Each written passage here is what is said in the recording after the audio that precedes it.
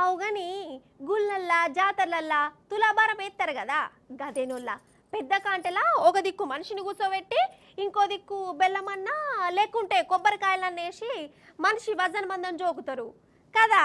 అయితే పోయిన సమ్మక్క సారక్క జాతర అప్పుడు మా అన్నను కూడా తులాభారంలో కూర్చోబెట్టిర్రు. 80 కిలోల బంగారం దూగింది. సరే ఇప్పుడు ఈ తులాభారం ముచ్చట నేనెందుకు తీసినయ్యా అంటే ఇది తెలవాలంటే మనం అర్జెంటుగా అగో అటు మీద బాజుకు పోవాలి. ఆడికి పోయినాకనే ముచ్చటంతా మీకు చెప్తా మరి. ఇప్పుడు మన మధ్యప్రదేశ్ రాష్ట్రం ఉజ్జయినిలలో ఉన్న గుడికాడున్న మొల్ల ఇగో ఈడ తులాభారం అవుతుంది. కొడుకును పెద్ద తరాజులో కూసబెట్టిండు. కొడుకు వజన్ మందం ఇటు దిక్కు ఏమేసిండో చూడుర్రి. చూసిరా మూటలు, ఇవి ఉత్తపచ్చి మూటలు కాదోలా, పైసల నోట్ల మూటలు, అన్ని 10 రూపాయల నోట్ల కట్టలే. వామ్మో ఎన్ని గనం ఉన్నాయో చూడు.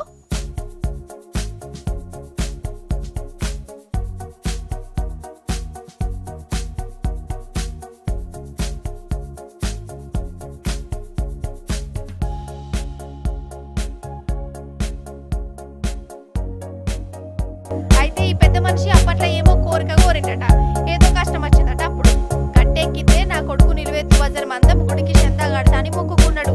4 ఏళ్లకి నా అనుకున్నది జరిగింది.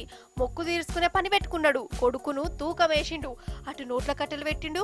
మొత్తం 10,07,000 రూపాయలకు దూగిండట. అదన్నట్టు ముచ్చట 10 రూపాయల నోట్ల కట్టలు పెడితేనే 10 లక్షలైతే అగరిసే 500 రూపాయల నోట్ల కట్టెలతోని వజన పెడితే ఎన్ని కోట్లు అవునో కదా.